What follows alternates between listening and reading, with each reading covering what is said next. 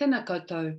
My name is Suzette Jackson, and I will be interviewing several people about their views on social workers with criminal convictions working within our profession. The steering principle of this workshop is diversity, belonging, reciprocity, and equity.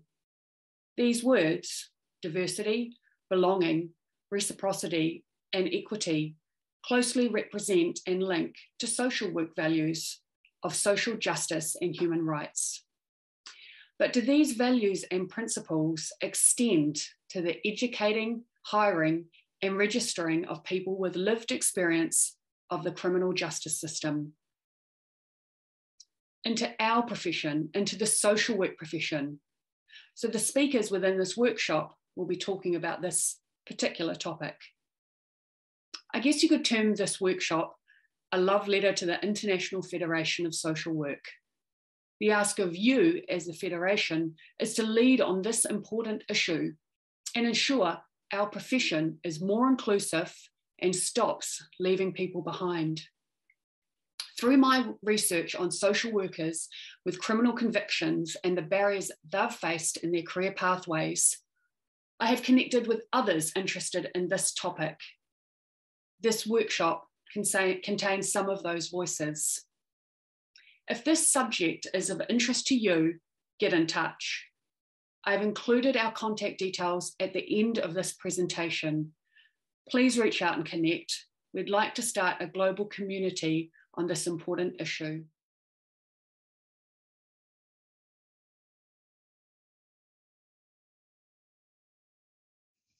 Kia ora, Peter. Thank you for coming to us today, all the way from Griffith University in Brisbane. Would you just like to introduce yourself and just let us know why this topic is of interest to you? Sure thing. Thanks, Suzette. So I'm Peter Young. I'm the Program Director for the Master of Social Work program at Griffith, and also we have a double degree Master of Social Work, Master of Mental Health Practice. I got interested in this topic. Someone rang me. One of the aspects of my job is that people call up because they're interested in inquiring about studying with us. And a woman rang me who had been knocked back from studying at a different Queensland university, and she was knocked back because of her criminal history, so her criminal convictions, which meant that she couldn't get a working with children clearance. And she said that the university that she'd inquired at, that was the requirement of studying at that university. She sort of described her life, and she talked about going through a period of addiction and having contact with the criminal justice system related to that addiction. And she talked about what had happened since then and the fact that she really wanted to do something positive on the back of that experience. Like something important had happened, and she wanted to build on that and to sort of use that as a resource, and really to do something positive with that experience. And I thought when I spoke to her that she'd be perfect, like just absolutely perfect as a social worker, exactly the sort of person we'd like to have in our program. And I was really curious, and I thought there must have been some mistake that she couldn't study at the other university. And then I started looking into it and realised that that's true for most Australian universities. And we ended up, it sort of got me started down this path, and we ended up doing this big study looking at all of the Australian universities and their policies related to this working with children check. Yeah. And what the study that you did, what was your what did you find from that? It was interesting. What we found was that pretty much every Australian university, so 2/3 of Australian universities make it a precondition of studying the degree, and our university was in the same boat, and I wasn't aware of that, which is a bit embarrassing. But and we've since been able to get the policy changed at Griffith, so now you can study at Griffith if you can't get a working with children clearance, and we'll support you to get through your degree. So we welcome and encourage students with lived experience of criminalisation to study with us. But 2/3 of Australian universities at that time made it's a requirement that you have to have a working with children clearance, and the other third said that you'll probably need it to go on placement. So basically, if you have a criminal history in Australia, a lot of people would look at those websites and go, oh gosh, I really am not eligible. I probably won't get a working with children clearance because of my criminal convictions. I won't even go forward and do that study, which is terrible. I think it's a great shame. We miss out on some fabulous students as a result. So. Yeah, and I imagine how much, sorry, just being from New Zealand, how many, when you say 2/3 of universities, how much, what number is that kind of?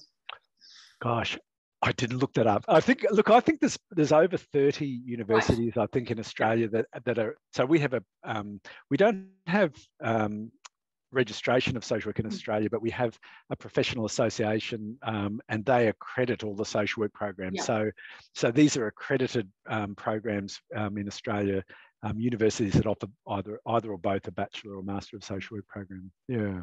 And I imagine that you spearheaded some of that change that has happened at Griffith. Yes, once we worked out what had happened, it became like a campaign. A number of us were quite concerned when we realised what had happened. Our school's located in the sort of health part of Griffith University, and I think this is typical of social work programs that are located within the health area, that oftentimes they've got a much more conservative perspective on things. But yeah, I found some allies, and one of my allies is a criminologist and who has a good understanding of legal matters, and we had a long and difficult back and forward with our fit for professional practice area, and eventually we identified that we're probably in breach of anti-discrimination legislation, because there is no reason.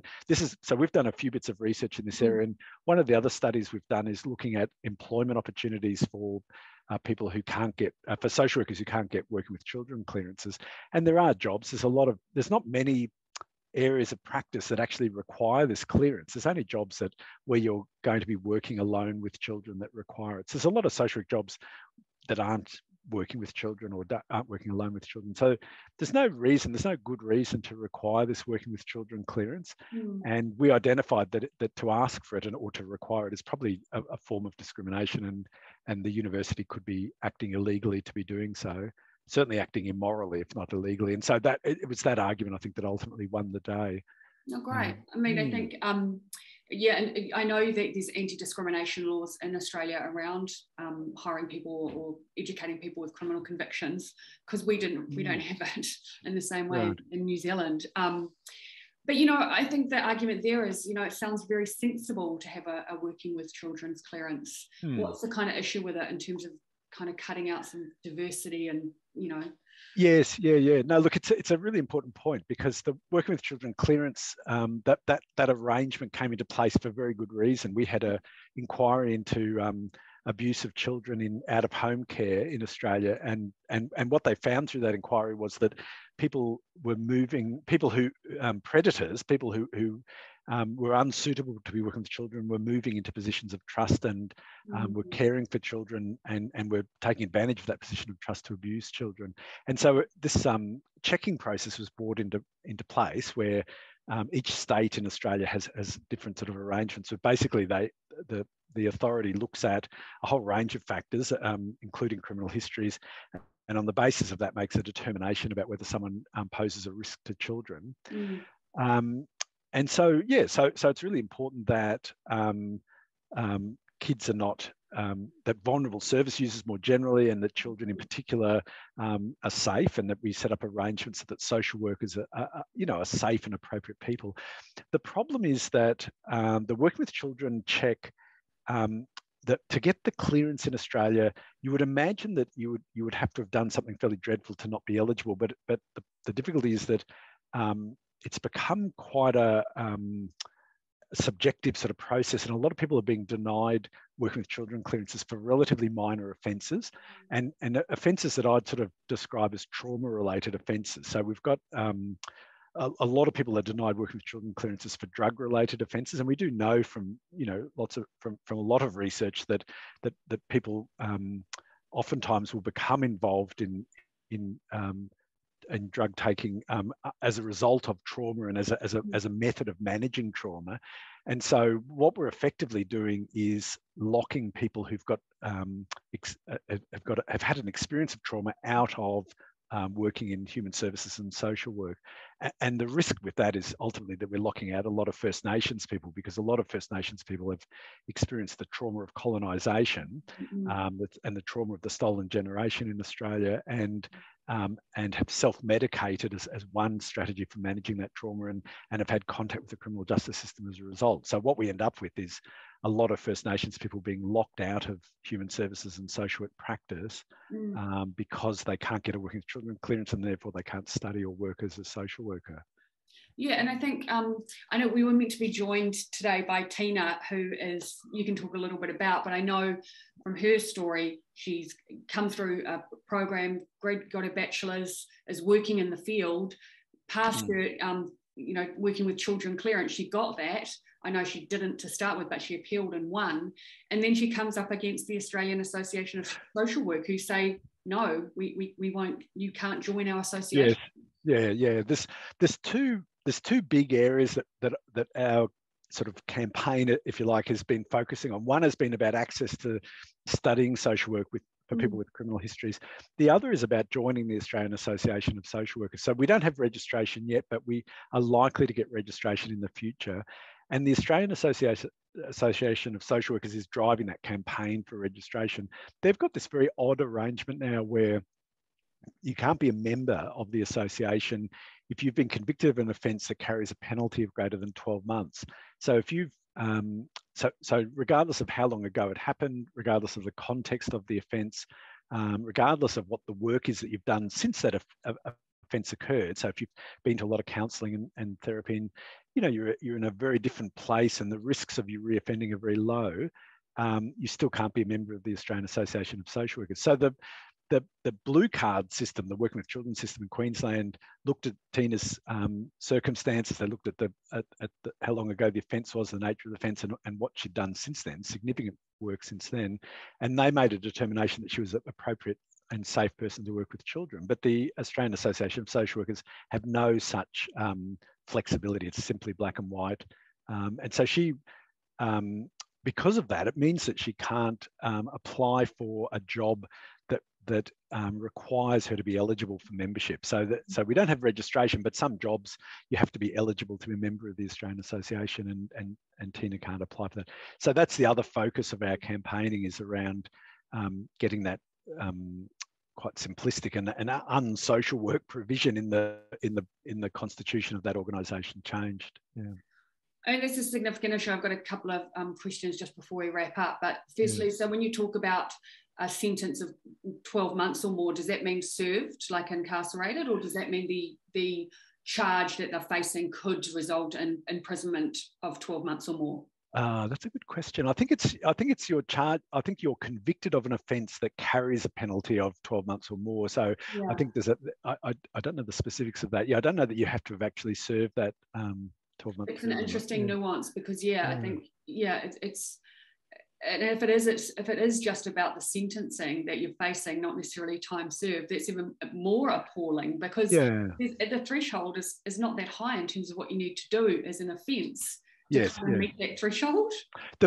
Yes, that's right. I mean, the problem is that what underpins this is this idea of sort of a spoiled character. You know, it's the assumption is that if you've been convicted of an offence like that you are forever under suspicion, and you are forever not to be trusted. And that's quite different from the way the law operates, for starters, but it's also quite different from the way social work sees the world and sees people. You know, we work in a way which holds hope for change, and you know, it's a very deficit focused sort of way of seeing people and seeing a particular event in someone's life. So yeah, and I think it ties in really well with that theme of the conference of leaving no one behind. You know, it's saying, well, yeah, we're going to leave some people behind in the social work profession who could work with us or come along or study with us.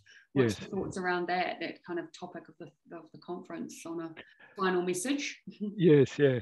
Look, I mean, these rules and these policies are there for there's a good reason for having them, and there's a consequence, an unintended adverse consequence, and the unintended adverse consequence of those policies is that we're discriminating against people who might be incredible social workers, or in many cases are incredible social workers. We've also done research looking at the benefits of lived experience, and you know, I think that what we're doing is leaving behind a group of people who have got the potential to be great social workers, and ultimately the loser in that is not just that that individual, but it's their clients. It's the clients that they could have otherwise provided a service to. So if we want more First Nations people in Australia as social workers, and if we want more people with lived experience of trauma and hardship as social workers, then we really have to do a lot better around our policies, around how we treat issues like criminal history and studying social work and membership of our professional association.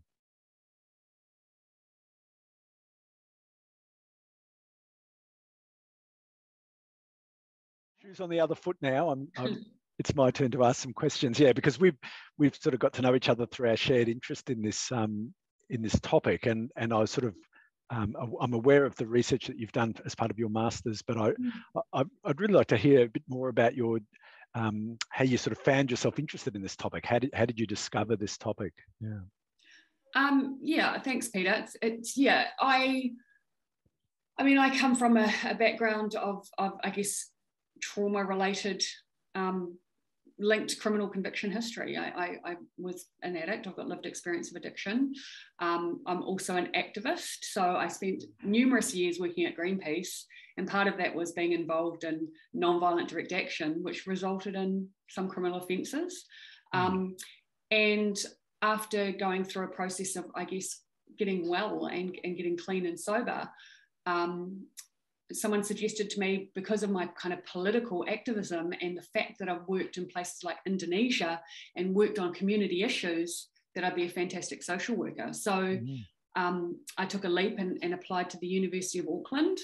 My criminal convictions were, a few years old at that point.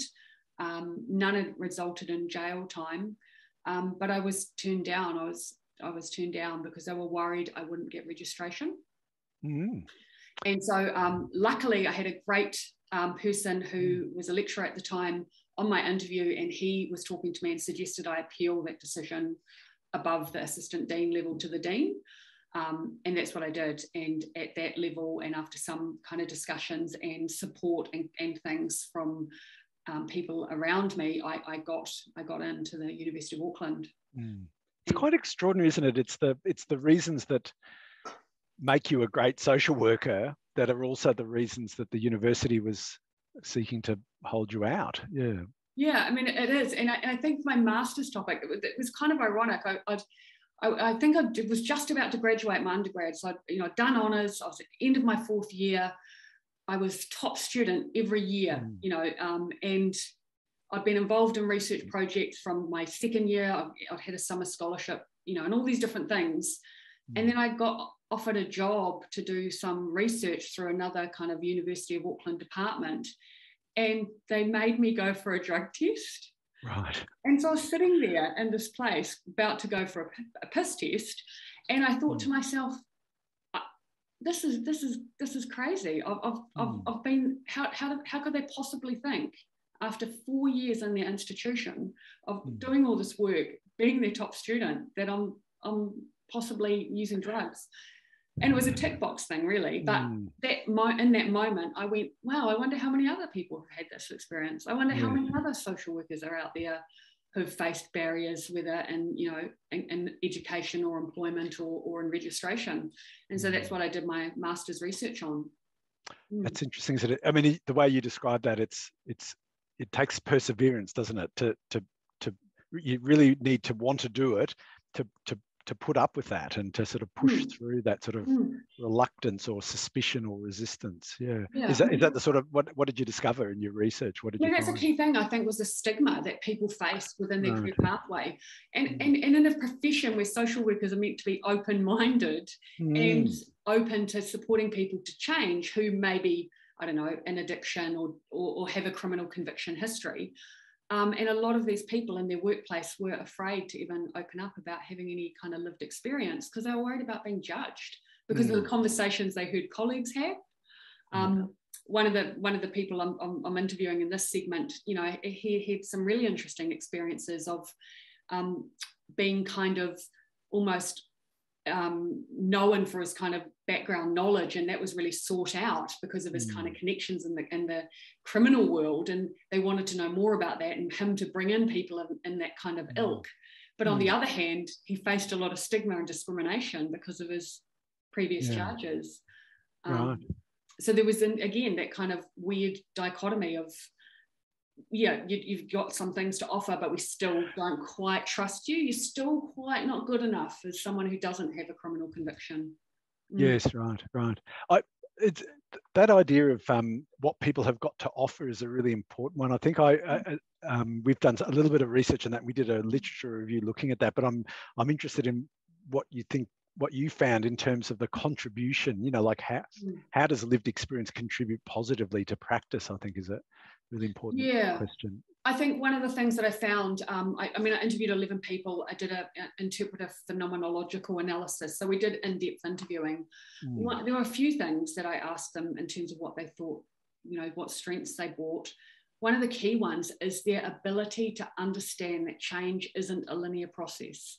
That they could work with clients who went through cycles of maybe getting some change, maybe going backwards, but they could walk alongside them and not get so frustrated with them as they saw their colleagues get, who maybe didn't have a lived experience of the criminal justice system or addiction or alcoholism, all those things. Another one was this real understanding about the structural racism that's inherent within New Zealand's criminal justice system.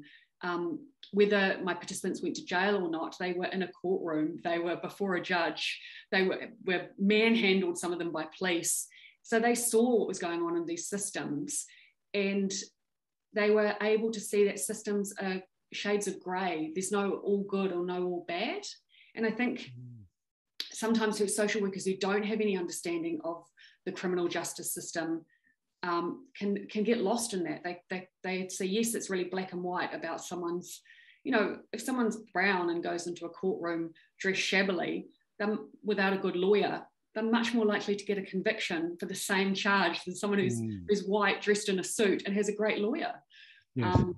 So I think that was great. That was a really good nuanced understanding. And the other thing I think was sometimes they could share a bit about their journey when it felt right to them. This idea that, hey, I really get what you're going through. I've kind of been where you're at, and they could kind of show that there was hope, or show that there was potential to get better, or to overcome some of these barriers and these hurdles. Yes, yeah. There's a real human rights issue here around how we treat people, and I think there's an issue around alignment with social work values as well. But ultimately I think change is needed through on the basis that this is what's best for service users.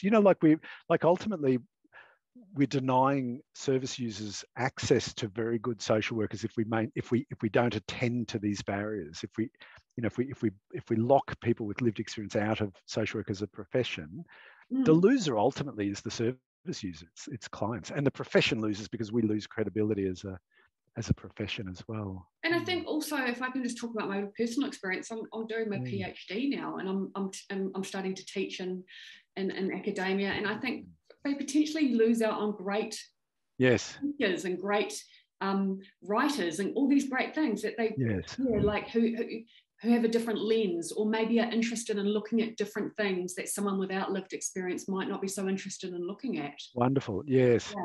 So there's a lot to it, and thanks for having me kind of talk about my research. Thanks. That's great. Thank you. Thanks, Suzette. Lovely to talk to you. Thank you.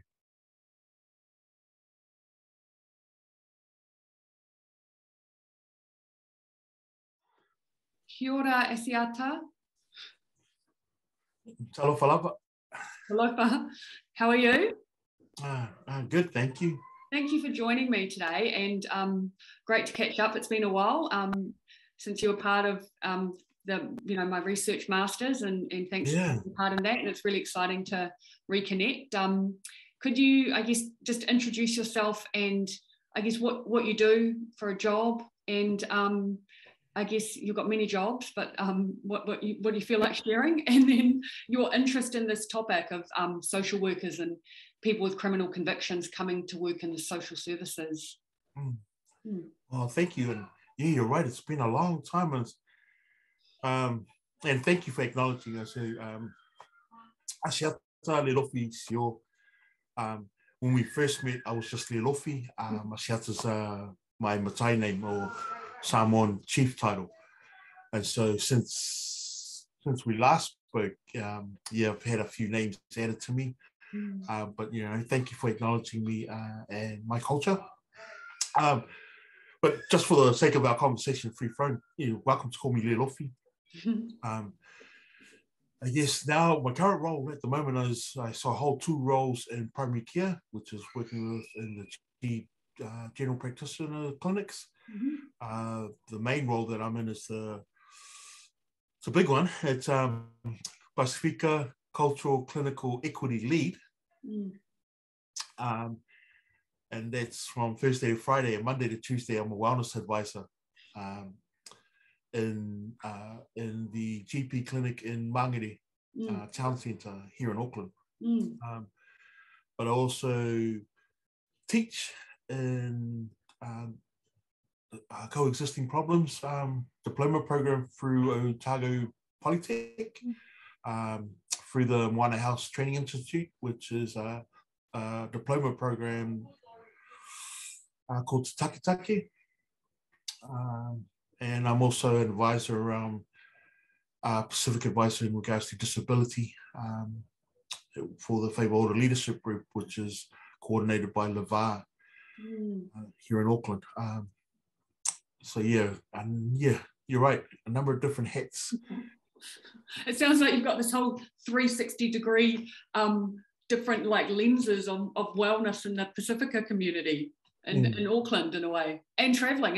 You travel for your and I travel for that. I love those activities. Around. Yeah, and I'm also on the board of trustees for the Somerville Special School for my sons so I have 2 sons that are autistic.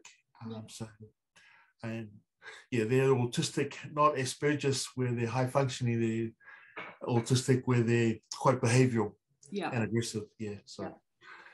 Wow, many hats, and thanks for sharing that. And so what's your kind of, I guess, interest in this topic, and joining on this kind of, I guess, panel? I guess just from being a participant in the research and my own background in regards to as an 18-year-old manslaughter, grievous bodily harm charges, and it's kind of stuck with me right through when I got out. Served my time, done my time, and as you kind of feel your way around getting out, you don't really come to a lens until I think it was when I went in, I was youth, came out adult, and I didn't really kind of graduate my recovery or rehabilitation until I was in my 30s. And then became a social worker, studied social work, then found I couldn't get a job. But through the networks that supported me going through my studies, I walked into addictions work. But because of the background of my convictions, I had to come through gambling because, gambling is viewed as non-violent and kind of thing. So couldn't go into mental health, couldn't go into addictions, but had to come through a different path. And so when I first started off in the workforce, so I've started off volunteering, worked as a clinician, worked in funding and planning of services, mainly around Pacific providers and supporting Pacific development.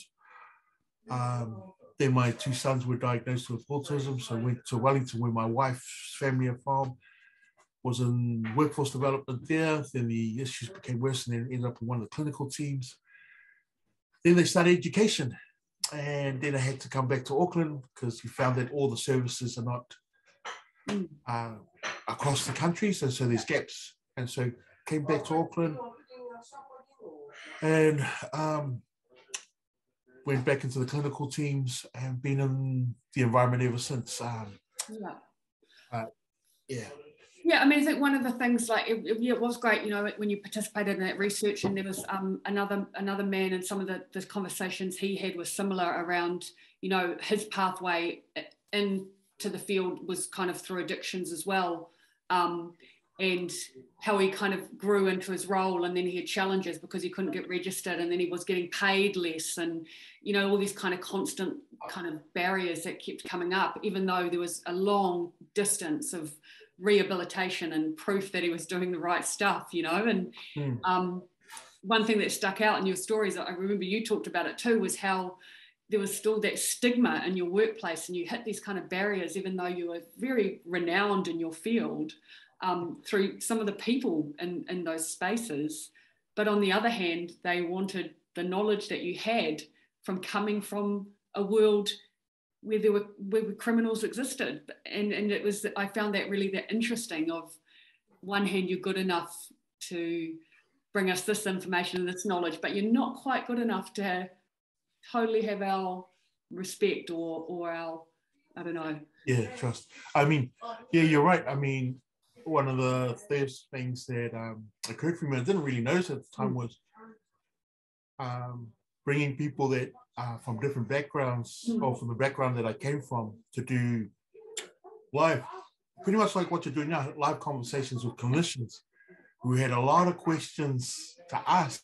And so I thought that was common practice for the workforce. So not knowing that that's the first time that they ever had that kind of experience, but being actually engaged with people that are viewed as being active criminals, or active in their spaces. So that was kind of, I just thought that everybody practiced that way, but realizing afterwards it wasn't. No. But it also brought you're right, it brought a different lens to the people I work with. And generally how I got employed was I was just kind of offered it off. I just kind of handed around, and I it was always with the perception that people would have to wrap around me to ensure that their mechanisms were mechanisms for my own safety and support was available or was present, rather than me going to a space that wasn't friendly. So I've always been well supported once I came into the roles. And so how I got into funding and planning was really, really interesting, because I had applied to be a part of this program, and they put me into the program. And so I advised them of my background, and the program already started. And then all of a sudden they said, oh, because of your background, we're pulling you from this project. Yeah. And then the following week, they're having a porphyry welcoming me as one of the senior managers of the in this environment, and then some funding and planning. And they were wondering why. It was quite funny, because they hadn't gone through their process and had a discussion or kind of thing. They just made a call and pulled me. It caused a bit of issues with them afterwards, because I was the one that was providing the lens. So they ended up bringing me on board to be an advisor and review it. Would have been easier if I was a participant of it. Yeah, I mean, I find that interesting. There's a couple of things in that is, you know, one of the things at the end of my research I looked at, now registration is mandatory in New Zealand, and there's benefits from that. But some of the negatives, as I see it, is I don't feel like if someone was coming through the system now who has the same charges as you would get a look in a way in terms of career pathway. I mean, do you feel that there's opportunities for people in social work that are apparent to you? I don't think that, to be honest, I don't think there's a real clear pathway and a really strong one. Yeah. I was blessed with the people that took a chance on me, even going through the actually getting on a program. I got bounced out of Auckland, a couple of the institutes in Auckland. Yeah. Got bounced in a couple of institutes in Wellington, and it was the Whitireia Community Polytech in Wellington who had these amazing women that instead of just kind of declining the application, they gave me a call and say, hey, we've read your application, would like for you to come on board. We just need to kind of have a conversation on what you've been doing. Because they would have read it and seen that the years have been apart since I've been, so they just wanted to have a conversation. Yeah. And because you have to write down things in your application and things, so they were wanting to ask questions around certain things that I had written. Hey, thanks for asking that question, because that's something I completely forgot about. Yeah. But that process was, that started that process, and I got on the program and I graduated. Yeah. It was funny because I wanted to do the degree, but they said, or there was two of us that got the comment, well, no, you two need to go practice, and your practice will be your degree. Yeah. Don't worry about writing. Go work. Yeah. That's your degree. Yeah. And so it has been like that for me. Yeah. And I think I remember when you shared in your research, you talked about it. I loved your excitement about going into study. You talked about it enriching you from a cultural lens as well, and you talked about it like being a kid at Christmas time, unwrapping your presents under the tree. I love that quote. It was, I mean, yeah. And it gave you that opportunity, that kind of space to grow, and I just think, like you said before, that lived experience and the opportunity you would get, that conversation that you had, that I think some of that is missing from the discussions around employing people in social work with criminal convictions. We miss the face-to-face conversation. Yeah, and one of the things that I was saying, because you have these experiences that you can call it all about, you can talk about, and and it's still helpful today. So one of the things was I was working with a mum, and a colleague I was shadowing, and she was displaying, her development of her plan at the end of it was more about, continue to pray and continue to do the activities, your sort of strength approach, Yeah.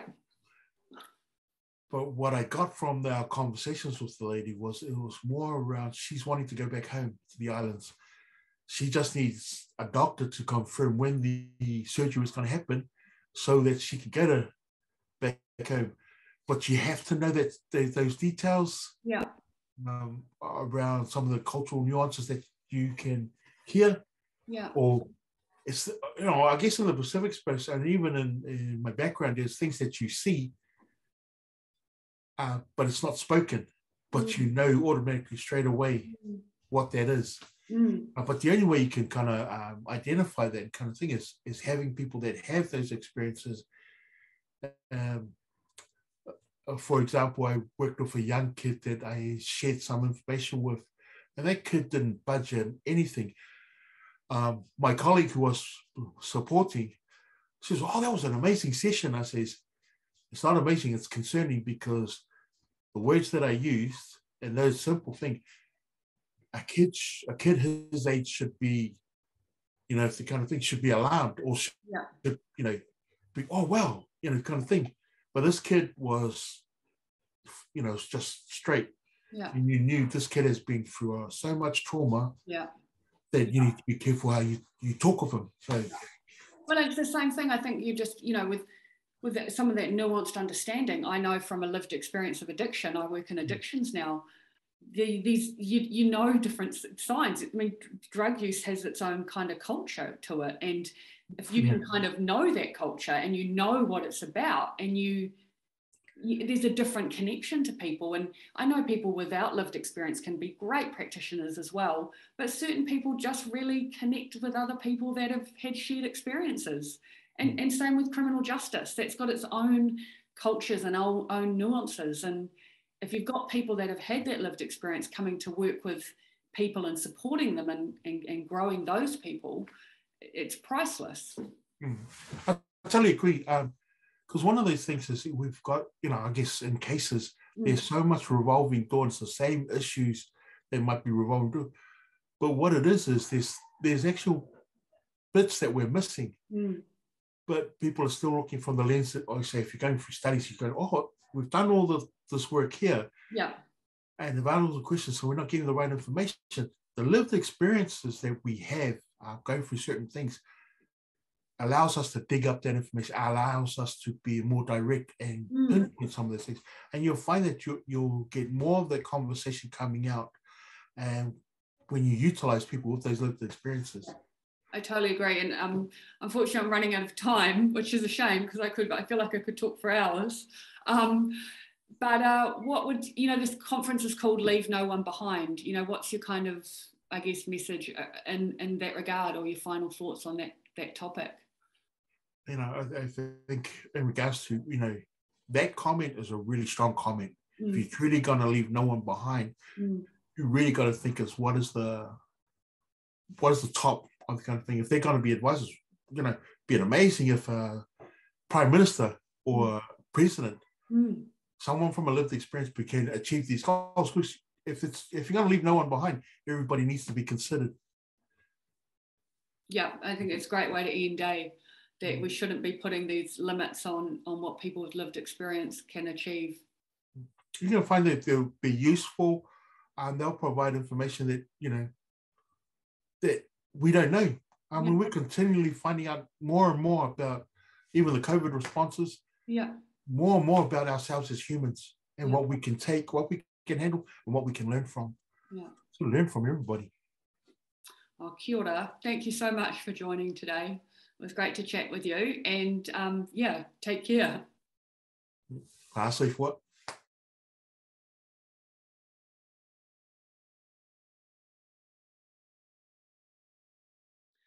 Kia ora, Caroline. Thank you for coming to us from the UK. I understand that you work at the University of Essex in the social work department. Can you just introduce yourself and let us know what your interest in the topic is today? Oh, no, thank you, Suzette. So my name is Caroline Bald, as you said, and I'm a lecturer in social work and the programme director for the Masters in Social Work here. And I'm a criminal justice social worker originally, and I have always been quite concerned about the separation of criminal justice education in England. So for those who are not familiar with the UK, you would think that for a country that small, that each region, so England, Scotland, Northern Ireland, Wales, would work together, but there's actually a real distinction. So for today, I'll be talking about England, even though my education and accent is from Scotland.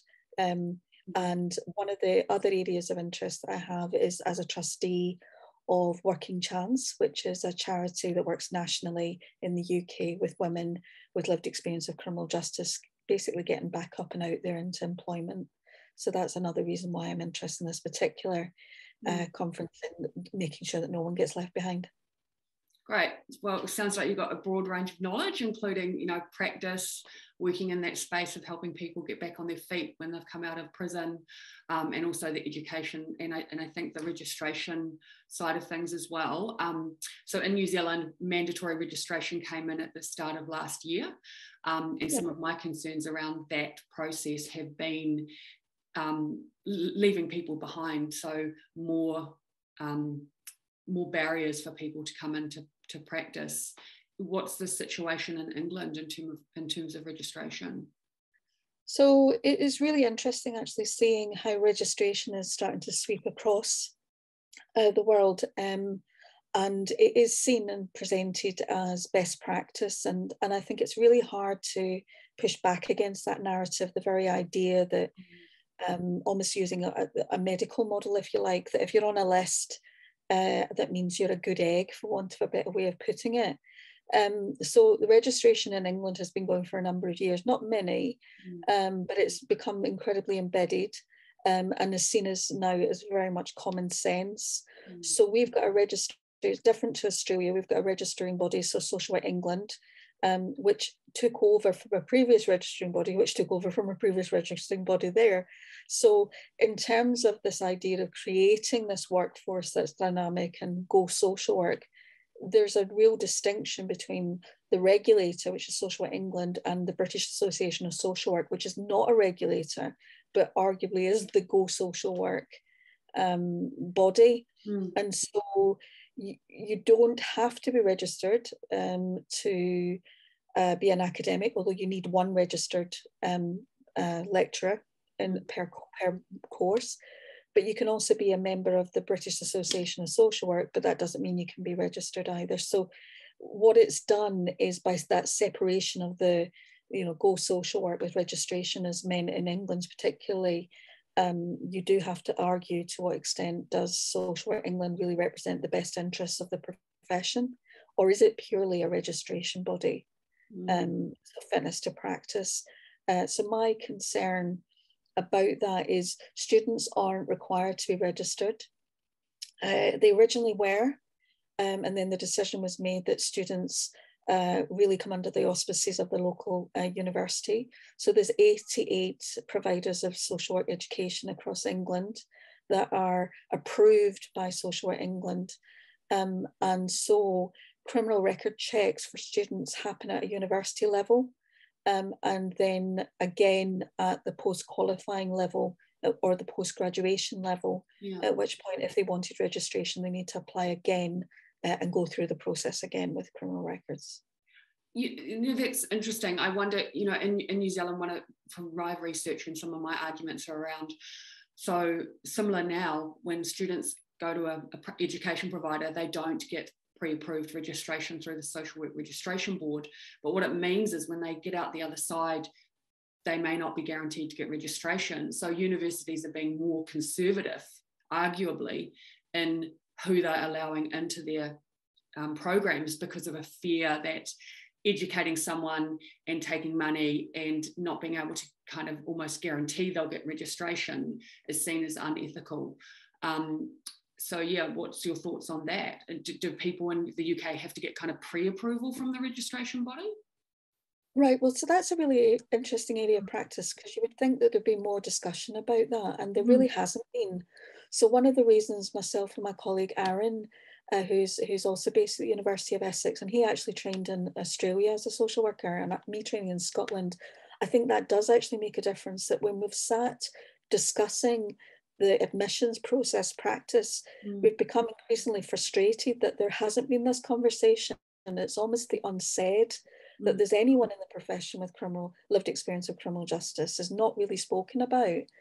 And so one of the things we noticed immediately was a real gap in research. So we set about asking that exact question, how is decision making made at the admissions process? So the process itself is shrouded in mystery, even though there are guidance, there are supports. Very few websites tell anybody who's applying what you might expect. There are no pre-approval checks because I think the rationale is that criminality can happen at any point in life. So the point of registration would be a point of checks anyway, as would the point of another job, and another job. Each time you would get checked. Again, you've got to ask yourself to what extent that actually makes sense. Why not have almost a passport to practice? Yeah. If that is what is needed. And so what we discovered, and we're writing up our findings at the moment, we've got a paper due out in September with a Probation Journal, looking at it from a theoretical perspective about what does it actually mean about social workers, social work really not being engaged, or, the shop is open, but please don't ask to come in if you've got a criminal record. And one of the things we found was exactly what you described, is that the evidence from Social Work England is that there are very few post-graduation applications to register that are refused or sent for further conversation. But actually, there's a lot of conversation at admissions about would they be able to be registered. So we wonder, either Social Work England have a completely different perspective on graduates with criminal records, and they think, well, that's just part of life, and it's about a risk assessment, or there's already been a huge process of filtering out those people. So this idea, this concept of setting up to fail. So what we did was we questionnared all 88. We put it out there, we kept it as anonymous as possible, but we asked which region you were in. And what we found was the number of responses that we have did show some level of representation. We asked how long people had been working in admissions. We found that people were very experienced. We asked if you had any training. Again, bit of a mixed bag. Some people said yes, some people said no. Have you had any training in terms of actually how to address or how to assess criminal conviction? Not really. Would you like more guidance from Social Work England? Well, yes, please. Who would you like to make the decision for you? No, we want to retain that decision. So what we found was it is an incredibly blurry, potentially grey moral area where it's down to individuals. So the fact that you and I are discussing that, if we were involved in admissions, we would have a different perspective to perhaps a colleague at another university. And that really is hugely open to bias. And what I am ultimately, and Aaron and our colleague Ines, who approached it from a human rights perspective, we think, you know, the powers that be really need to put their money where their mouth is and actually say that restorative justice and the principles of restorative justice that we hold dear in social work has to apply to the workforce. And I think a lot of this, you know, so I'm working on my doctorate at the moment and coming to the end where I've looked at the construction of suitability to study. And my concern is a lot of our research is very much outward focused. We're not necessarily as prepared as we think we are to look at ourselves. So our worry is that people are left behind, and who are more likely to be left behind. We know who are more likely to be policed. We know that women are more likely to apply to join social work. In England particularly, women who come into criminal justice settings are more likely to be treated more punitively.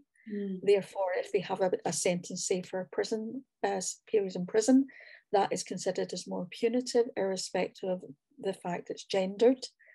And women themselves may think, well, I can't go into social work because of a criminal record and the shame attached to that.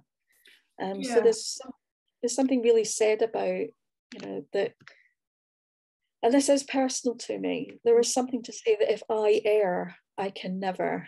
And that's the bit that I find really rubs against what social work is supposed to stand for. Yeah, and that's what I found in my you know, research as well, that idea that social work has changed at its roots, doesn't it? And it was like a question actually coming from my participants. You know, this is what we believed when we came into social work, and this is what we hold for our clients, is this idea that, yeah, everyone can make change, but no, you can't change enough to come and work in our workforce. It just seems to, like you say, really rub up against that. And yeah, interestingly, when you talk about that kind of, is it happening at an admissions level with people being kind of weeded out, or is it happening at a registration level?